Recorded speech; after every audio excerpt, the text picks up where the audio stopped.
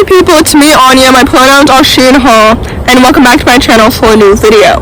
The first book on this list is called Let Me Heal a Rhyme. This book is a YA historical fiction, and it's set in 1998 in Brooklyn, and it follows three Brooklyn teens who try to turn their murdered friend into a major rap star by pretending that he's still alive.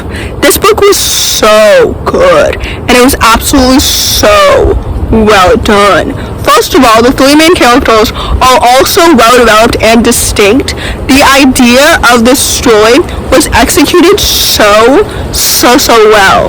The concept kind of seems like there are so many things that could go wrong, and I really liked how the author tackled all of those things. She did such a great job with everything.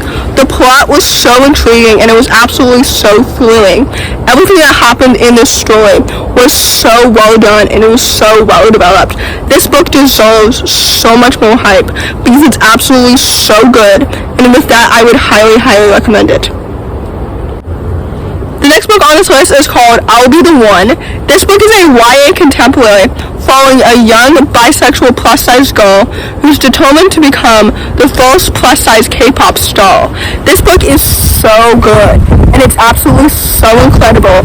It was one of my favorite books of 2020, which means that I loved every single element and every single aspect of it, because I think that every single aspect of the story was so well developed. First of all, the characters were so distinct and so well developed. The romance was so cute and it was so fluffy, and it was absolutely so good. Both the main character and her love interest are both bisexual, so we love to see it. The bisexuality representation in this story was so good. The plot was so intriguing and it was absolutely so thrilling.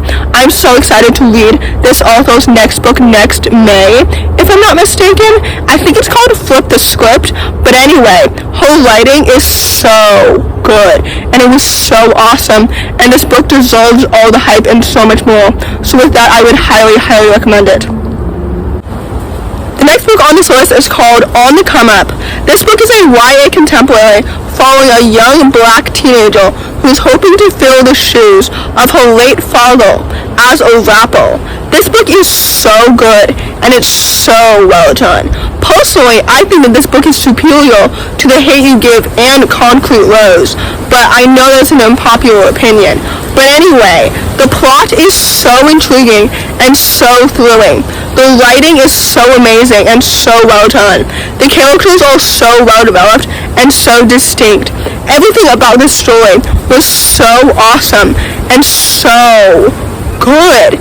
This book deserves all the hype and so much more, and like I mentioned, I think that this book deserves more hype than The Hate U Give and Concrete Rose, which I know is a tall order and an unpopular opinion, but please go read this book because it's so timely and it's so important and it's so well developed in every single element, in every single aspect.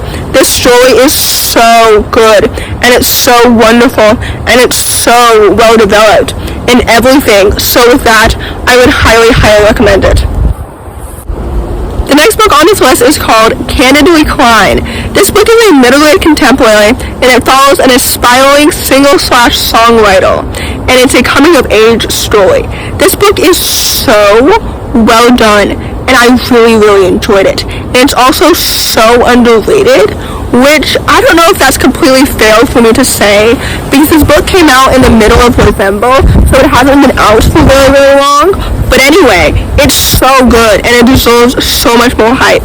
First of all, the main character is such a wonderful, lovely, well-developed, distinct, sapphic main character, and I loved seeing her growth from the very beginning to the end. Second of all, the sapphic romance was so cute and it was so well-developed, and I really enjoyed it.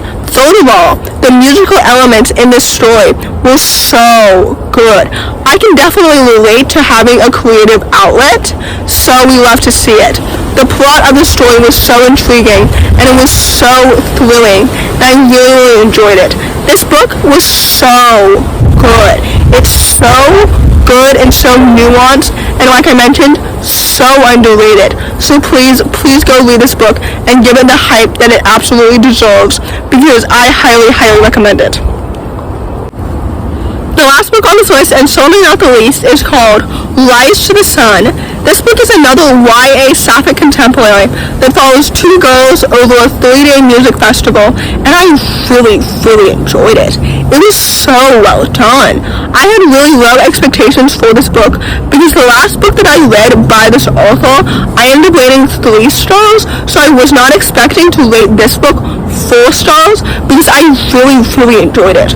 First of all, the two main characters are both so well developed and so distinct, and I really enjoyed their characters individually as well as their dynamic together. The sapphic romance was so well developed, and I really, really enjoyed it. It was just so cute and so fluffy, but also like angsty as well, if you know what I mean. The plot was so intriguing and it was so thrilling. Even all the side friendships were so well developed. This book was so awesome, and I really, really enjoyed it, and I think that it deserves all the hype and so much more. So with that, I would highly, highly recommend it.